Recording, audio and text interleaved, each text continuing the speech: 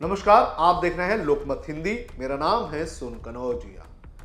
पुणे में एक महिला के साथ बस के अंदर बलात्कार होता है और बाद में जब यहां पर मीडिया के लोग रिपोर्ट करने जाते हैं तो उन्हें यहां से कई सारी चौंकाने वाली चीजें मिलती हैं।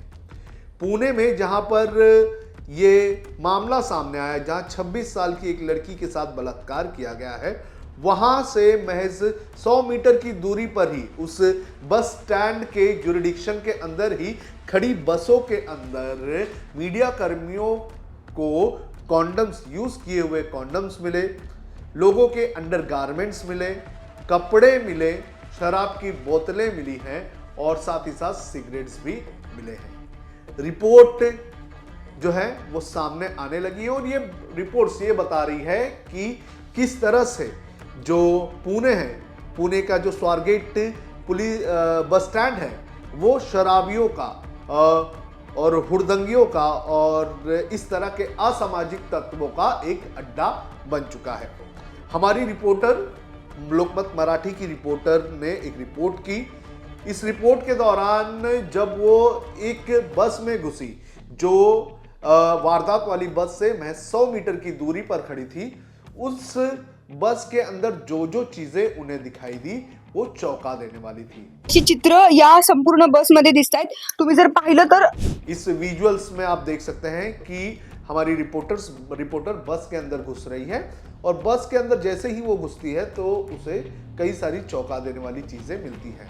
हालांकि ये वो बसें हैं जो एक तरह से कबाड़ होती जा रही हैं, जो साइडलाइन करके रखी हुई हैं। या तो इन्हें स्क्रैप करना होता है या तो इन्हें रिपेयर करना होता है, लेकिन ये बसें यहाँ पर रखी हुई थी। और जैसे ही हमारी रिपोर्टर शगुप्ता यहाँ पर घुसती है, उसने पाया कि इस बस के अंदर देखा जा रहा है कि कंडोम्स, यूज किए हुए कॉन्डोम्स वहाँ पर पड़े हैं।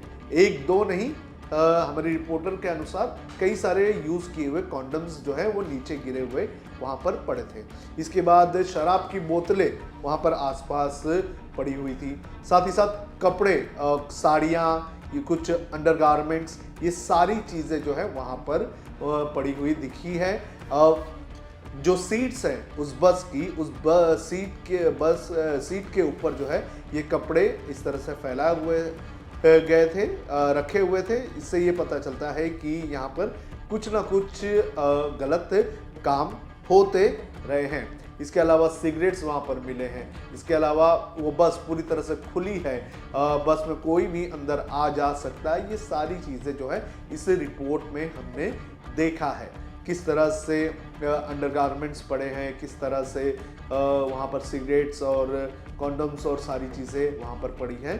तो उससे पता चलता है कि इस बस स्टैंड के ये जो पीछे का जो हिस्सा है जहाँ पर ये बसेस खड़ी हैं, इन बसेस को शराबियों ने अपना अड्डा बना के रखा हुआ था और यहाँ पर वो अक्सर आया जाया करते रहेंगे। जिस हिसाब से चीज़ें वहाँ पर पड़ी हैं और जिस तरह से रात वहाँ पर होती होगी तो वहाँ पर ये सारी चीज़ें होती होगी।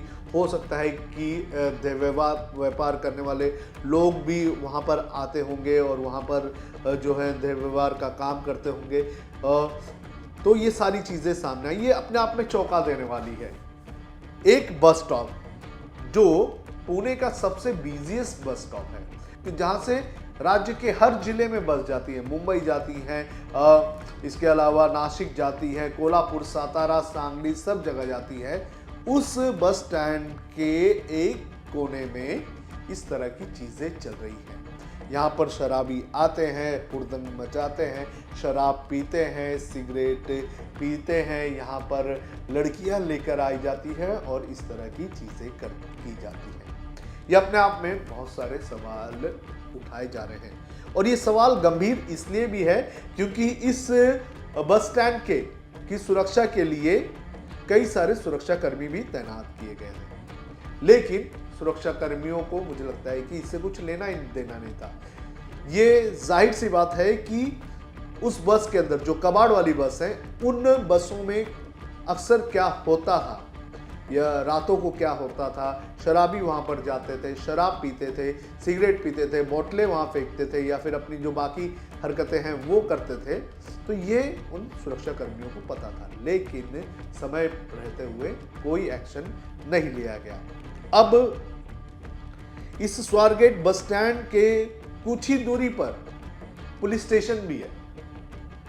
अब देखिए, पुलिस स्टेशन बगल में होने के बावजूद भी इस तरह की चीजें यहाँ पर चल रही है। ये अपने आप में जो है ये बताती है कि किस तरह से जो एक तरह से जो सुरक्षा व्यवस्था है, जो एजेंसीज हैं हमारी, वो किस तरह से लापरवाह हो चुकी हैं। उनके आंखों के सामने ये सारी चीज़ें हो रही है, लेकिन उस पर एक्शन नहीं लेना चाहते हैं।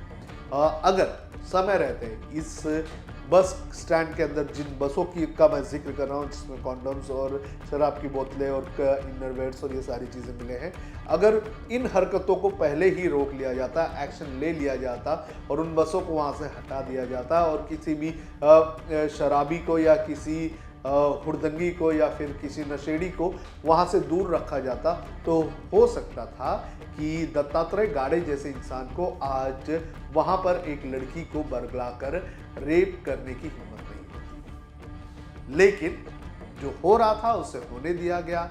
लोग वहाँ पर कोने वाली बसों में आकर अपने ज़रूरत पूरी करते थे, वहाँ पर अय्याशी करते थे, शराब पीते थे, हर चीज़ करते थे। वहाँ के सुरक्षा कर्मियों ने उन पर ध्यान नहीं दिया या ध्यान देने की कोशिश नहीं की, या तो उनके ध्यान में नहीं आया और इसी के चलते एक बड़ी वारदात यहाँ पर हो गई। अब इस वारदात की वजह से कई सारे सवाल प्रशासन पर उठ रहे हैं। प्रशासन 1 लाख रुपए जो है इनाम की घोषणा करके आरोपी को पकड़ने की कोशिश में लगा हुआ है, लेकिन आरोपी अब भी उसकी पकड़ से बाहर है। तो ये अपने आप में बहुत सारे सवाल है। आपको क्या लगता है कि कौन कौन से बस स्टैंड आपके यहाँ के इस तरह की हालत में बन चुके हैं? आपके यहाँ के बस स्टैंड्स की किस तरह से हालत है? किस तरह से आपके यहाँ के बस डिपो की हालत है? क्या आपके यहाँ भी इस तरह की चीज़ें हो रही है? आप हमें कमेंट करके ज़रूर बताएं।